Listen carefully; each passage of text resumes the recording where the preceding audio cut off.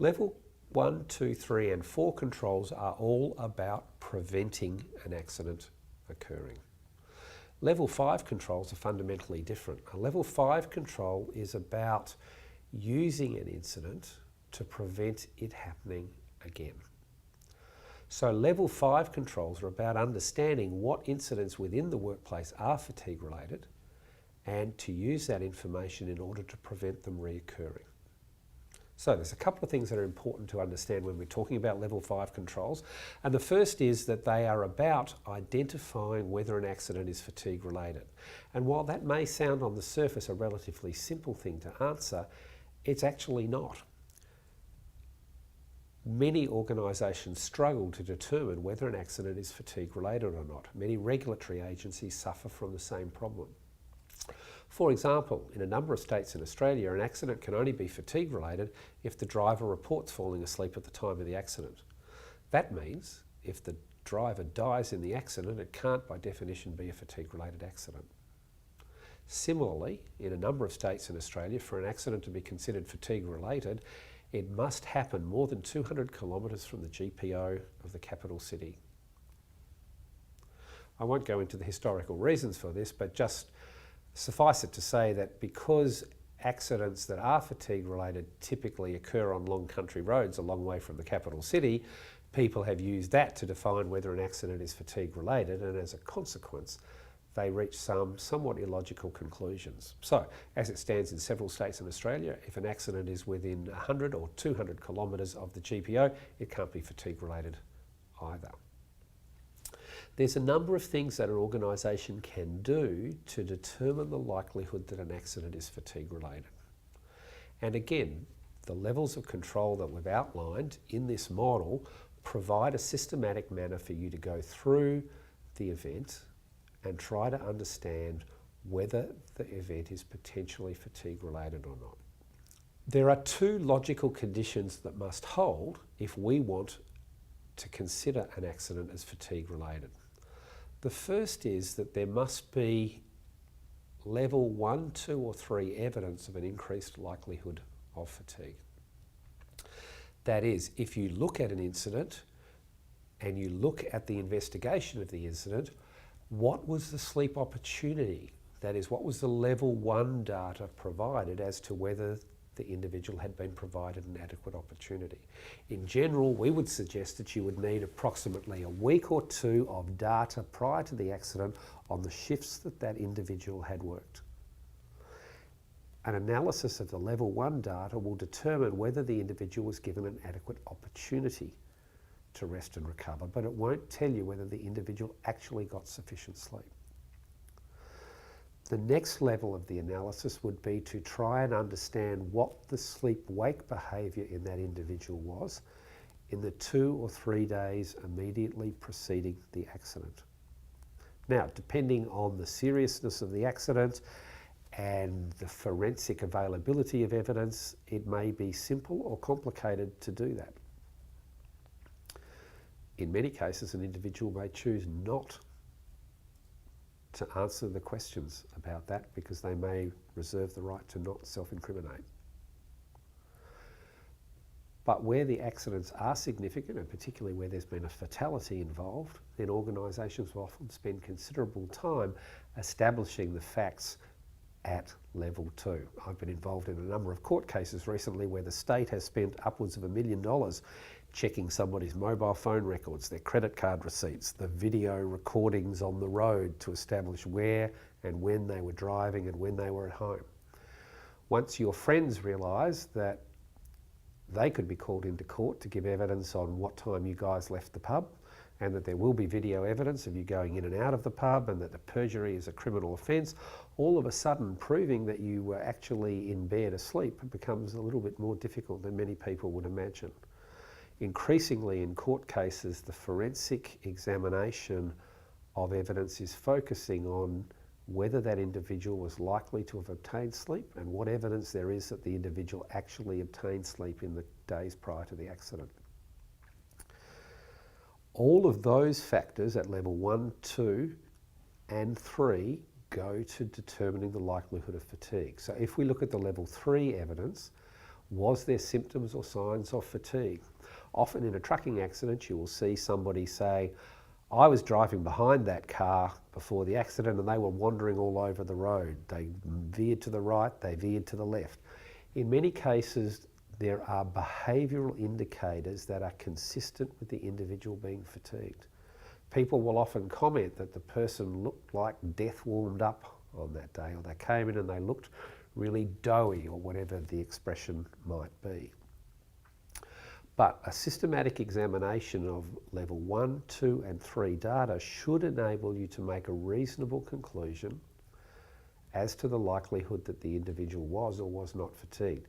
In the event that you cannot provide level 1, 2 or 3 evidence, then you cannot conclude that the accident isn't, or that the likelihood is that that individual was or was not fatigued. The second logical condition that needs to hold true for level 5 controls is that for an accident to be fatigue related, the error that caused the accident has to be typical for a fatigue related error in that task. And as simple as that may sound, it's not. We have an experiment that we used to do with our first year university students where we would bring them in and we would show them a newspaper clipping. And that newspaper clipping would have a story which said researchers at Harvard Medical School had discovered that 80% of heroin addicts had drunk milk as children, and their view was that milk was a significant risk factor for heroin addiction. Now, the really worrying effect is that over half of first year university psychology students think that's a reasonable conclusion to draw from the data, which may reflect the fact that they're more impressed by the fact that the researchers came from Harvard than actually thinking about the problem. But nevertheless, that same error of logic, that as association is not causation, plagues the area of fatigue incident analysis. In many cases, we make exactly the same error. If the person was fatigued at the time of the accident, therefore the accident must have been fatigue related. And this isn't necessarily always the case. And I can illustrate this by giving you a very simple example. Imagine two people driving home after the first night of night shift. They're both extremely tired. They have a personal fatigue likelihood score of 14. And one car is T-boned by a drunk driver coming home from the pub at 6 o'clock in the morning. And the other person drifts off to the left on a slow curve on a country road and smashes into a tree with no braking and no corrective action. Both of those drivers were fatigued at the time of the accident, but you would probably conclude that the second driver was far more likely to be involved in a fatigue-related accident. Just because you're tired at the time of the accident doesn't mean it caused the accident. Despite what seems like simple, elegant logic, that mistake is made by accident investigators all the time. They assume that if you are fatigued at the time of the accident, it must be fatigue related. Now, you could probably put forward the argument if the driver coming home who'd been T-boned by the drunk driver had been more alert, they might have seen the drunk driver coming in their peripheral vision and might have been able to brake easier or faster or something like that. And there may be some argument to say that fatigue may have partially contributed. But in terms of determining that there was a significant probability that it was a fatigue-related accident, you'd be much more comfortable with assessing the second accident as a fatigue-related accident than the first one. So again, it's very important in terms of understanding the level 5 controls. You need to be able to go back and assess the level 1, 2 and 3 evidence suggesting the likelihood of an error, and you need to look at the level 4 data about the nature of the error that led to the accident. And both of those conditions need to hold true. There needs to be level 1, 2 and 3 evidence that the individual was likely to be fatigued, and you need to show that the error that caused the accident must be typical of a fatigue-related error. Okay, that takes us to the end of the content for this section of the course. And what I'd like to do is to spend a little bit of time reflecting on what we've gone through, what the implications of this are for you and for the organisations that you work within, and where we're going to go now in terms of the rest of the course. In terms of reflecting upon what we've looked at, you'll remember in the first part of the course we looked at the effects of fatigue, how fatigue affected cognitive functions. We then went on to look at the legal consequences of fatigue, in particular in terms of criminal, occupational health and safety and civil litigation. We then went on to look at how fatigue would be managed from a safety management systems perspective, and we took the work of Jim Reason and applied that to develop a very simple model of levels of control for how fatigue could be managed. After outlining the conceptual framework for those 5 levels of control, we then went through each of those levels of control and explained or described what could be simply referred to as the simple and the Rolls-Royce versions of controls at each of those levels. The challenge now for you doing this course is to think about the material that you've been presented, and when you see the assessment, you realise the assessment is to actually write a fatigue risk management policy for your organisation or for a theoretical organisation that we will identify for you. And the challenge for you is to go back and say, what can I do at each of those levels in my organisation? What would be the most appropriate way to implement controls at each of that level? And where is my level of maturity telling me that I am now as an organisation and where I intend to be in 6, 12, 18 or 24 months from now?